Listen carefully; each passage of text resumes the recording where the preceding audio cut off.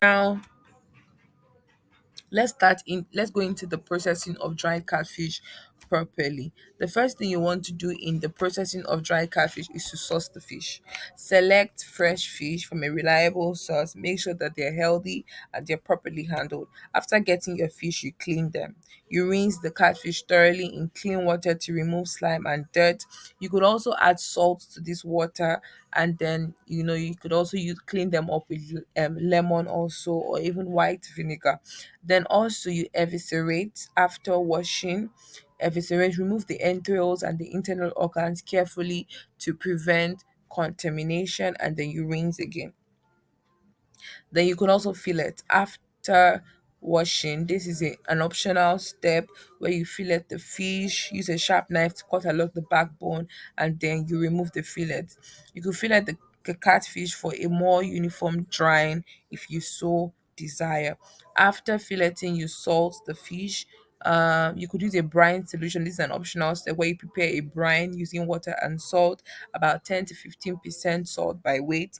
Then you soak the fish in the brine for several hours or overnight to enhance the flavor and the preservation. Then you or you could also do dry salting, where you rub salt directly onto the fish and let it sit for a few hours to draw out the moisture. Next, we go into drying.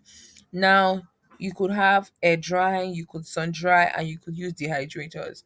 Now, for air drying on a small scale, simply hang the fish in a well ventilated area away from direct sunlight. You could use hooks or racks to prevent contact with surfaces. On a medium scale, you could use drying racks or trays in a controlled environment, ensuring good airflow. Now, for sun drying, if the weather permits, place the fish direct sunlight for several days, turning them regularly so that you could have even drying across different sides. Then also, you could also go into using a dehydrator.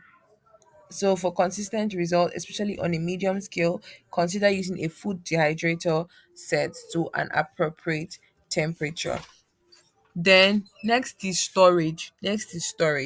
Then you could also just package once dried to a moisture content of about 10%. Package the catfish in airtight bags or containers to prevent moisture absorption. After that, you label. Include the date of processing and any relevant information. After packaging, you talk about quality control. Check for spoilage.